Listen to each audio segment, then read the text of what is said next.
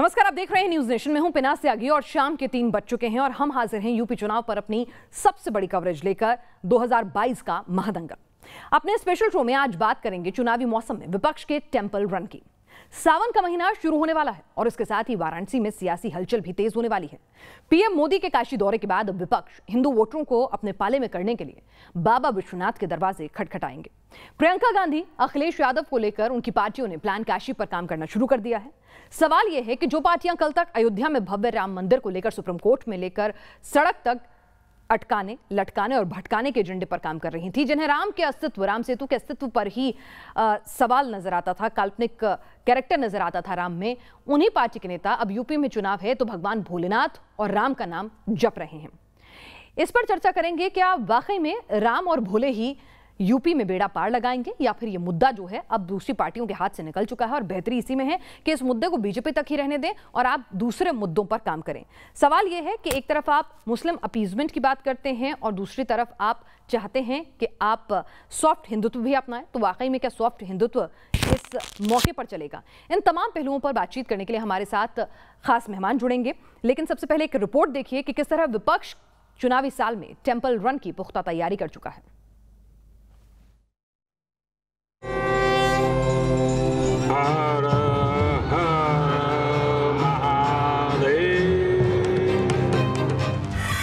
सावन का मेला बाबा नगरी में चुनावी खेला।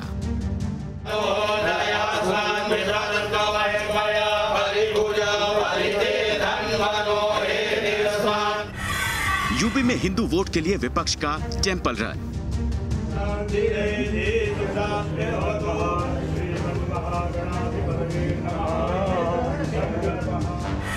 श्री राम पर कोर्ट में हारे, अब भोलेनाथ के सहारे।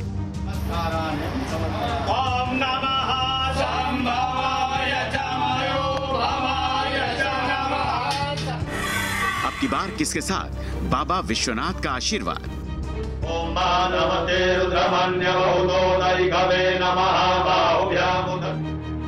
तारीख तय नहीं है, लेकिन ये सच है कि अब की बार सावन में बाबा की नगरी में सियासी नेताओं का जमावड़ा लगने वाला है। पीएम मोदी के काशी दौरे के बाद अब बारी है विपक्षी दलों के नेताओं की। कांग्रेस महासचिव प्रियंका गांधी बाबा विश्वनाथ का आशीर्वाद लेकर पूर्वांचल में चुनावी अभियान का आगाज करने वाली है।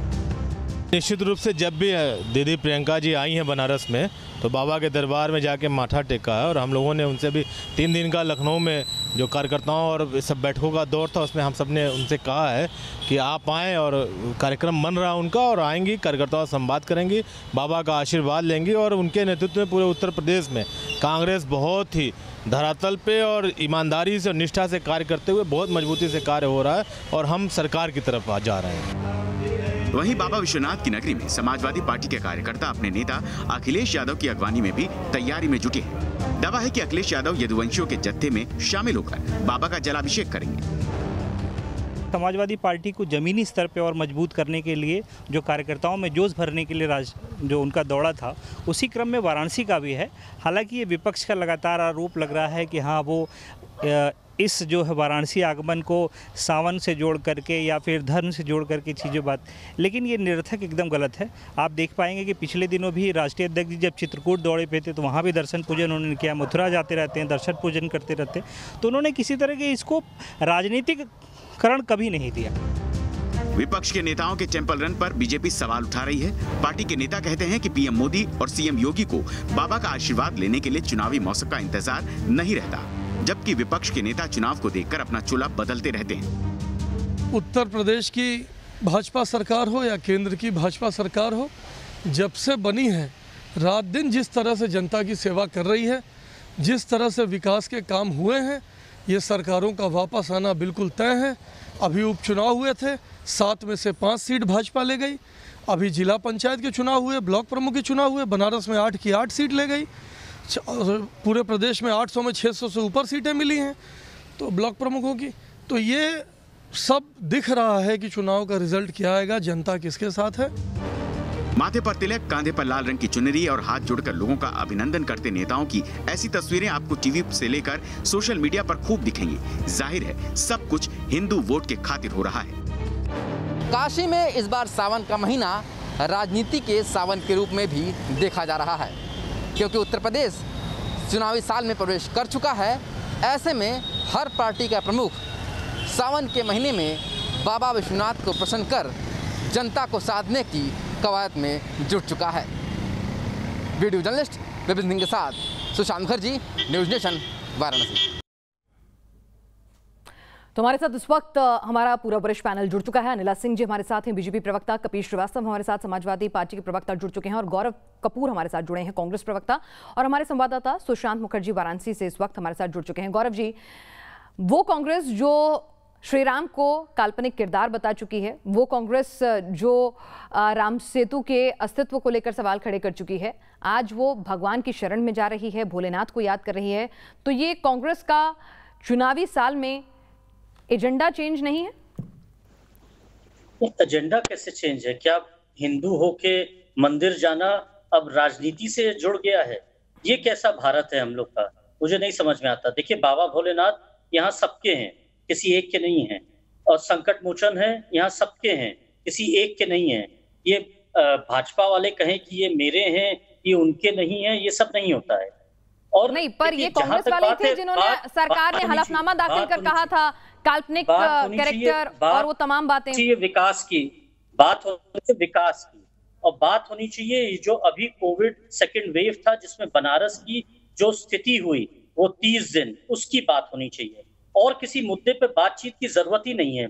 और अगर कोई आएगा और वो मंदिर दर्शन करने जाएगा तो आप उस पर भी कहेंगी कि अब मंदिर मत दर्शन करने जाओ। चलिए अनिला जी, चुनाव का साल है, चुनाव के साल हो या कोई हो, कांग्रेस भी तो भाई, कांग्रेस में भी तो हिंदू लोग बसते हैं, उनके मन में तो भगवान बसते हैं, और अगर वो मंदिर जा रहे हैं तो ये उनकी कोई पॉलिसी चेंज नहीं है चुनावी साल में, वो तो भगवान को बहुत मानते हैं, उनकी आस्था है। देखिए, अगर कांग्रेस के प्रवक्ता जो हैं इस प्रकार की बात कर रहे हैं तो वो हास्यप्रद है, क्योंकि पूरा राष्ट्र जानता है और पूरा उत्तर प्रदेश जानता है कि किस प्रकार से, चाहे वो राहुल गांधी हो या प्रियंका गांधी वाड्रा हो, जब मौका लगता है या मौका प्रस्ती के तहत जो है वो मंदिरों के दर्शन करने जाते हैं। अगर ये रेगुलर अफेयर रहा होता तो कितनी बार ये उत्तर प्रदेश आती हैं, कितनी बार ये अयोध्या गई, कितनी बार ये काशी गई, कितनी बार ये वृंदावन गई, लखनऊ में कितनी बार ये हनुमान मंदिर गई, नहीं जाती है ना। तो सीधी सी बात है, अब इनको लग रहा है कि चुनाव आने वाले हैं, सावन शुरू होने वाला है, काशी जाऊं, जल चढ़ाऊं, ये सब फोटो ऑप्टिक्स के लिए है। अब बिल्कुल ईश्वर को मानिए, और अच्छा होता है कि जो लड़ाई हम लड़ रहे हैं काशी विश्वनाथ के लिए, ज्ञानवापी मस्जिद वाली हटाकर, काशी विश्वनाथ में 300 मंदिर तोड़ दिए हैं भाजपा ने। मंदिर तोड़ने वाली पार्टी क्या बात करती है? इतना अति उत्साहित मत होइए। किसलिए? वो सारे जितना भी, वो काशी नहीं, उत्तर प्रदेश में चाहे वो गैर कानूनी तरीके से मंदिर बनाओ या मस्जिद बनाओ, वो सारे हटाए हैं। चलिए कपीश जी को भी चर्चा में शामिल कर लेते हैं। कपीश जी, मस्जिद, मजार, अब साइकिल जो है वो बाबा का आशीर्वाद लेने के लिए भी चलने लगी है, तो क्या आपको लग रहा है कि कहीं ना कहीं हिंदुओं की आस्था और हिंदुत्व जो है वो आपको भी अपनाना पड़ेगा? और दूसरी बात को बता, सबसे पहली बात तो मैं आपको ये बता दूं कि समाजवादी पार्टी ने इस उत्तर प्रदेश में 4 बार सरकारें बनाई और चलाई है सफलतापूर्वक। विकास का एक मानक तय है, और ये सब बाबा भोलेनाथ की वजह से ही हुआ, 4 बार बाबा भोलेनाथ की वजह से हुआ। हम तो एक बात नहीं समझ पाते कि माननीय नेताजी हो या हमारे राष्ट्रीय अध्यक्ष श्री अखिलेश यादव जी हो या कपीश श्रीवास्तव स्वयं के लिए मैं कह रहा हूँ, हम लोग क्या सनातनी और पुरातनी नहीं है? क्या हमें किसी मोहर की आवश्यकता है? अरे अगर अनिला सिंह जी शास्त्रार्थ करना चाहें तो वेद और वेदांग, श्रुति और स्मृति पे मुझसे कर सकते। मैं प्रवक्ता हूं समाजवादी पार्टी का, उनसे शास्त्रार्थ करने के लिए बैठा। लेकिन कपीश जी, समाजवादी पार्टी पहले मंदिर जाते हुए नजर नहीं आई ना। बीजेपी की तो चलिए छवि ही यही रही कि बीजेपी सत्ता में थी या नहीं थी, उसके नेता जो हैं इस तरह से तमाम सनातनी जो कर्मकांड होते हैं उनको करते हुए नजर आए। आलोचना भी हुई कई बार कि आप क्या प्रोजेक्ट करना चाह रहे हैं, लेकिन तमाम आलोचनाओं के बावजूद वो अपने उस एजेंडे पे तटस्थ रहे। लेकिन अब ये जो हम मेक शिफ्ट देख रहे हैं, इसीलिए सवाल उठ रहा है। आस्था सबकी अपनी है, उसमें कोई दोहराई नहीं है, सभी लोग स्वतंत्र हैं। नहीं, पहली चीज तो ये है कि जब हम लोगों को ये पता है कि चाहे धर्म हो और या पूजा की विधियां, ये व्यक्तिगत होती हैं, ये पब्लिकली नहीं होती हैं, पब्लिक को दिखाने के लिए नहीं होती है। पूजा हमेशा व्यक्तिगत होती है, जो करता है उसको लाभ है। प्रत्येक व्यक्ति के घर के अंदर मंदिर होता तो है। यानी अखिलेश जब काशी विश्वनाथ के दर्शन जाएंगे तो कैमरा संग नहीं ले जाएंगे, वो मना करेंगे कि मेरी व्यक्तिगत पूजा है, कोई ना आए, कैमरा ना लेकर आए। आप ये बताइए, हम स्वस्थ लोकतंत्र के अंदर रह रहे हैं, हंसने की कोई बात नहीं है। अगर हम लोग संविधान के अंदर रह रहे हैं तो बहुत सीधी सी बात है कि अगर मीडिया कहीं पीछे आना चाहता है, जाना चाहता है, तो ये उसकी अभिव्यक्ति की आजादी का अधिकार है, ये पत्रकारिता का अधिकार है, मुझसे छीन थोड़ी लेंगे। अगर वो आते हैं तो साथ आएंगे, लेकिन हम तो कोई नहीं लेके जाएंगे। भाई मोदी जी क्या लेके जाते हैं, आपका कहने का क्या मतलब? नहीं मोदी जी अगर मंदिर नहीं मोदी जी ने कभी नहीं, उन्होंने देखिए मैंने वही कहा आपसे कि अगर आप कह रहे हैं कि पूजा पाठ बहुत ही निजी चीजें हैं, इनको दिखाना नहीं चाहिए, मैंने उसको सवाल पूछा कि भाई आप लोग इतने बड़े, आप लोगों का बड़प्पन अगर ऐसा है कि आप लोग निजी मानते हैं तो निजी रखिए, मीडिया की एंट्री बैन करवा दीजिए। कितने लोग जाते हैं, हर एक के पीछे पीछे थोड़ी मीडिया जाता है, ये बड़ा अच्छा है कि मीडिया जबरदस्ती चला गया। जी मीडिया को बैन करवाना हो तो भारतीय जनता पार्टी करवा ले, हम तो संवैधानिक अधिकार किसी का नहीं छीन सकते। नहीं वो लोग तो कह ही नहीं रहे, वो तो चाहते हैं उनकी छवि आए। अनिला जी आप उससे अपील कीजिए ना, जो कि छीन लेती है। ये संवैधानिक मान्यताओं को रद्द करने वाली पार्टी है भारतीय जनता पार्टी। और अनिला जी से बढ़िया कौन जानेगा कि संविधान को मानने के लिए इनको 65 साल लग गए, और इस मुल्क में जो हमारे तिरंगा झंडा है यादव जी का प्रेम देख लिया ना, क्यों परेशान हो रहे हैं? तो इनको भारत और यादव जी का प्रेम देख लिया ना, कभी विश्वास जी शांत रहिए आप लगती है ये। अरे भाई तो क्या बात होगी है, यहाँ पर भी आप आतंकवाद चलाएंगे करके, यहाँ पर भी आप आतंकवाद चलाएंगे, बोले नहीं देंगे, आराधना करते हैं अपने शब्दों के बम फोड़ कर रहेंगे यहाँ पर। यशस्वी शांति, अरे क्या हो गया, कभी विश्वास जी शांत रहिए, बोलने देंगे कि नहीं बोलने देंगे भाई, क्या बात है? नहीं करते हैं भगवान। चलिए जरा ग्राउंड जीरो पर हमारे रिपोर्टर मौजूद हैं, सुशांत मौजूद है। सुशांत, क्या आप तो इतने लंबे वक्त से आप बनारस में रहे भी हैं, बचपन से आपने पूरा अपने आज जहां खड़े हैं वो भी सब बनारस की गलियों में गुजारा है, तो और बतौर रिपोर्टर भी और बतौर बनारस के बाशिंदे भी अगर मैं आपसे पूछूं, क्या मोदी सरकार या बीजेपी सरकार आने से पहले आपको क्या नेता काशी विश्वनाथ के दर पर यूं ही मंदिर बाबा का आशीर्वाद लेने आते हुए नजर आते थे, या फिर जब मोदी जी योगी जी आए गंगा आरती की तो सबको लगा कि ये करना जरूरी है, सब उनके पीछे पीछे हो लिए? आपकी समझ, आपने क्या देखा, मैं आपसे जानना चाहूंगी। देखिए पिनाक जी, मैं हमेशा से ही देखता आया हूँ यहाँ पर सावन पहली बार नहीं आ रहा है, सावन हर साल आता है और हर साल सावन में देखता हूँ कि कितने राजनीतिक दल के जो नुमाइंदे हैं, जो राजनीतिक दल के सुप्रीम हैं, वो यहाँ पर आते हैं। पर हर साल मुझे ये जरूर नज़र आता है कि जब से प्रधानमंत्री नरेंद्र मोदी हैं, वो जब भी बनारस आते हैं वो काशी विश्वनाथ जाते हैं। मुख्यमंत्री योगी की बात कर ले तो वो हर महीने काशी विश्वनाथ जाते हैं, लगभग 2 बार चले जाते हैं और सावन के महीने में तो 2-3 बार जाते ही हैं।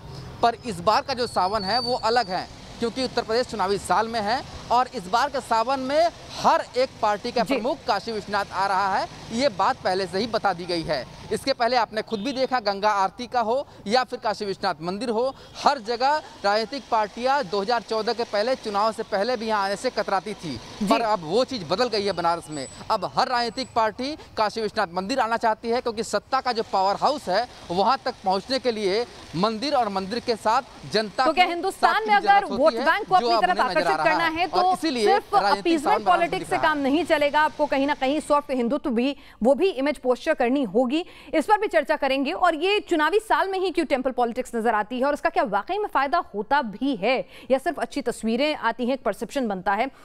जब जमीन पर बात होती है तो ग्रास रूट लेवल के मुद्दे ही छाए रहते हैं। इस पर भी चर्चा करेंगे। हमारे साथ हमारे खास मेहमान लगातार जुड़े हुए हैं कि वाकई में सॉफ्ट हिंदुत्व की अप्रोच जो है वो ही बेड़ा पार लगाएगी इस बार 2022 के चुनावी दंगल में। गौरव जी, हर बार देखा गया है, डेटा भी है हमारे पास, कि जब जब चुनावी साल आता है तो राहुल गांधी हो, प्रियंका गांधी हो, जिस स्टेट का चुनाव होता है वहाँ के मंदिरों में पूजन अर्चन करने लगते हैं, खुद को जनेऊधारी ब्राह्मण बताने लगते हैं। ये एक शिफ्ट देखा गया है कांग्रेस की अप्रोच में। अब आपको भी लगने लगा है कि मुस्लिम वोट बैंक नहीं, हिंदुओं को भी टारगेट में रखना होगा और तभी सत्ता की सीढ़ी पर आप वापस चढ़ सकेंगे? देखिए, कांग्रेस पार्टी भारत के हर एक जने का वोट मांगती है, वो धर्म नहीं पूछती, जात नहीं पूछती, पहली चीज। दूसरी चीज, मैं आपके भाजपा के प्रवक्ता ने कहा था कि अवैध मंदिर जो बनारस में थे वो तोड़े गए। मेरा परिवार 200 साल से ज्यादा इस शहर में रहता है। अगर वो 300 मंदिर में से कोई भी अवैध था तो मैं चैलेंज करता हूँ भाजपा को कि वो प्रूफ करके दिखा दें। इस तरह की बात करना एकदम गलत है। तीसरी चीज, ये पॉलिटिकल हिंदू हो जाना जो सन 91 से भाजपा बनी हुई है, इससे हिंदुइज्म नहीं चलता। हिंदुइज्म एक सनातन धर्म है जो सबको साथ में लेके चलता है। और मैं इस बात को मानने को तैयारी नहीं हूँ, ये सॉफ्ट हिंदुत्व क्या होता है।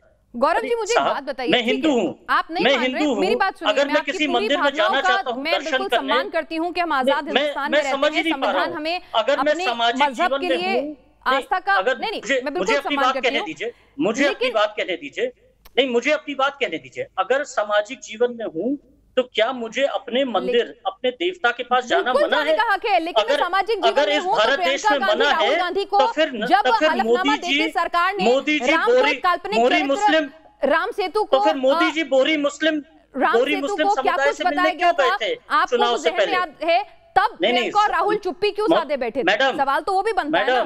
अरे मैडम, मोदी जी बोरी मुस्लिम समुदाय से क्यों मिलने गए थे चुनाव से पहले? अब क्या इस तरह का सवाल अब पूछा जाएगा राजनीति में? अरे विकास की बात करिए, यहाँ जो काम नहीं हुआ है उसकी बात करिए। अच्छा। एक भागीरथ की गंगा चलती थी, अब नरेंद्र मोदी की भी एक अलग गंगा चलने लगी है। अनिला जी ये तो सवाल का जवाब नहीं दे रहे हैं, इनको लगता है कि अब तो राम का नाम, वो कह रहे हैं कि कोई दिक्कत नहीं है। आप लोग हैं जो पॉलिटिकल हिंदुइज्म कर रहे हैं, उनको भी हक है अपने ईष्ट की पूजा अर्चना करने का, आप इसे चुनावी चश्मे से देखना बंद करें। अब उनके इष्ट जो हैं वो भगवान शिव हैं कि भगवान राम है कि भगवान कृष्ण है, ये तो सोचने वाला विषय है, या कोई और इष्ट हैं जिसको सेलिब्रेट ये केवल और केवल दिसंबर में करते हैं। तो ये पॉलिटिकल भगवानों का ये जो इस्तेमाल करते हैं ना, ये बहुत गलत है। और अभी अभी गौरव कपूर जी कह रहे थे ना हिंदुइज्म है, हिंदुइज्म को समझे। अरे भाई मेरे जितना थोड़ा बहुत ज्ञान मुझको है, हिंदुइज्म क्या होता है मैंने तो कहीं अपना नहीं पढ़ा। हिंदुत्व तो पढ़ा है कि हिंदुत्व क्या होता है, पर हिंदुइज्म नहीं पढ़ा। हिंदुइज्म और हिंदुत्व का जहां तक मुझे फर्क समझ में आता है विनाश, ये है कि भाई जो हिंदुइज्म को मानते हैं और जो हिंदुत्व को मानते हैं, हिंदुत्व कहता है वसुधैव कुटुंबकम, और जो हिंदुइज्म को मानते हैं, चलिए बातें तो सब लोग अच्छी करते हैं, लेकिन चुनाव के आते आते अली बजरंगबली की बातें होने लगती हैं। कपीश जी, क्या यही सब कुछ दिखेगा या फिर वाकई में आप लोग मुद्दे लेकर जाएंगे? एक छोटा सा संक्षेप टिप्पणी आपसे, फिर मैं इस चर्चा को खत्म करूंगी। हम पिछली बार भी विकास के नाम पर लड़े थे, काम बोलता है के नाम पे लड़े थे, आज भी हम काम बोलता के नाम पे लड़ेंगे, हम इनके विफलताओं के ऊपर लड़ेंगे। और जहां तक ईश्वर की बात रहेगी तो वो बिना उसकी कृपा के कोई सांस नहीं ले पाता है। जीत हार तो बहुत दूर की चीज होती है, बाकी चीज ये है कि अगर प्रधानमंत्री जी अपना जन्मदिन में पैर छूने भी जाते हैं, किसी को यदुवंशी याद आते हैं तो किसी को भोले बाबा और किसी को राम में ही अब मोक्ष नजर आता है। चुनावी साल है, सब अपनी अपनी बातें कर रहे हैं। देखना दिलचस्प होगा कि आगे विकास कहीं टिकता है या फिर मुद्दा फिर से जात पात और धर्म के इर्द गिर्द ही घूमता नजर आता है, वो भी 21वीं सदी में। यहां रुक रहे हैं कुछ देर के लिए, जल्द लौटेंगे। आप बने रहिए न्यूज़ नेशन के संग।